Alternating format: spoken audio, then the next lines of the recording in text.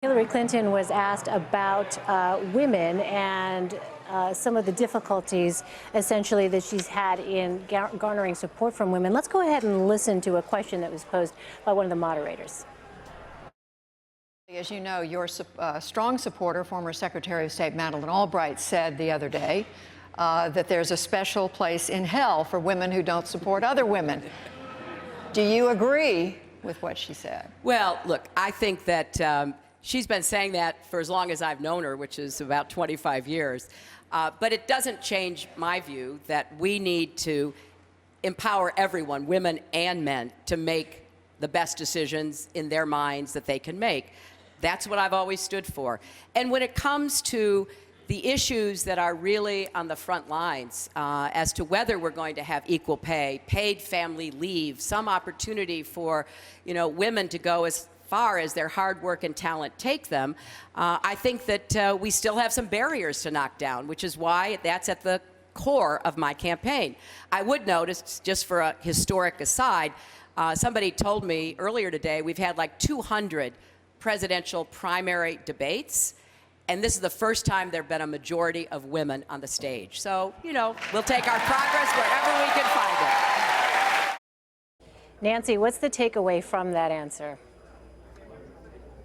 Well, she's trying to make the case to women that I'm not going to hold it against you if you don't vote for me. I want to empower you to make your own choices. I think one of the things that we all learned in New Hampshire is that women of all ages don't appreciate being told that they are obligated to vote for a particular candidate because that candidate is a woman. I can't tell you how many women I talked to in New Hampshire who expressed that very sentiment. And so she made it clear on the stage she had to figure out a way to sort of gracefully explain why she lost among women in New Hampshire, or at least try to spin it into something a little bit more positive. And so what she said was that I want all women to be empowered to make their own choices, and if they're not with me now, I hope they will be with me on the end, and that's what I'm going to work towards, which is a much more positive message than, gee, I don't know why my message in New Hampshire didn't resonate with more women. Leslie, let me turn to you. As a Republican, looking at the challenges that Hillary Clinton has faced, what is it that you take away? I'm going to take away as an American and as a voter and as a woman, and then I'll be a Republican. What's interesting about that, she is singing off a different song sheet, because Secretary Clinton started these debates by saying, and I would be the first female president.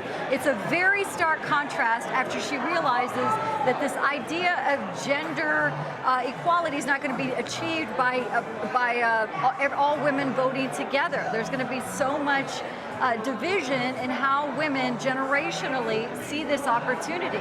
So one, I think definitely, to Nancy's point, she's softened that message.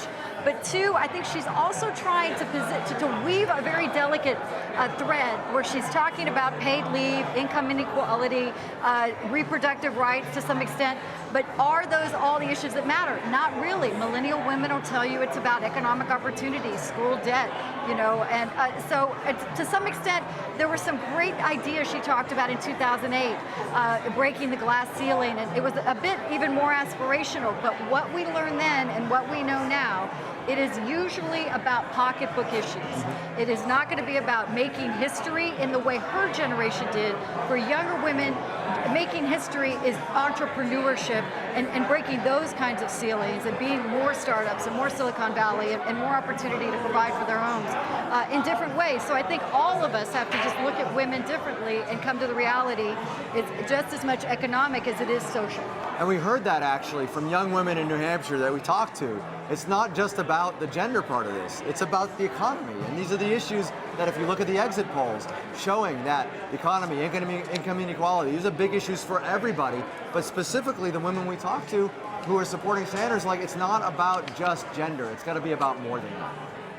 I want to point out for our viewers that might just be joining us, Leslie and Steve are joining us from Greenville, South Carolina. That, of course, is the site of Saturday's CBS News GOP debate. And basically, it's a bar because we can see some people behind you playing pool. And it's very loud there, so that's what that's about. Leslie, though, I want to turn back for a moment, though, on the notion of women and campaigns trying to, and each side trying to garner support from female voters. On the Republican side, I have to ask you this.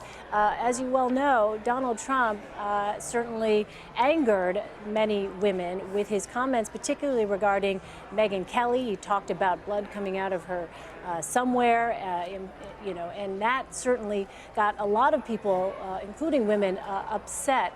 What about the prospect of alienating women, perhaps, if Donald Trump, who's the front runner, in fact becomes the nominee? Absolutely. Steve talked a lot about the data and the exit polls coming out of New Hampshire. If you looked at the unfavorables Donald Trump had with women, it was about 75%. That cannot be a national candidate on the Republican or Democratic side when you really alienate 75% of women. Not only women, ethnic minorities, I mean, it's the flavor of the day in terms of his offenses, but truly for women, you will run into women, and I see them certainly on social media, who say they like Donald Trump, they like what he stands for, they like this economic issue, they're not concerned about the gender issues. But for a vast majority who don't really, for example, first-time voters who don't know a lot about the history of the Republican or the Democratic Party, you hear somebody like Donald Trump and you think it's the 1960s. So it's certainly a major area of concern, and it's certainly what a lot of people within the establishment Republicans are talking about daily. It's interesting, you mentioned the establishment Republicans. I was talking to some people at the bar back here, women, by the way, who were weighing in on Trump. Wait a minute. And they were saying to me, these are women in their 30s and 40s. Keep going, Elaine. Who were saying, yes, Steve. They were saying that they understand why people are offended by a lot of the things that Trump says, but they are personally not offended by it because they love the fact that he says what he thinks. And if you look at polling, it shows that people who support Trump are supporting him because they love him for the fact that he says what he thinks. I just thought it was very, very interesting in light of that question. Yeah, that's such a telling anecdote, and that's certainly something that we have continued to hear.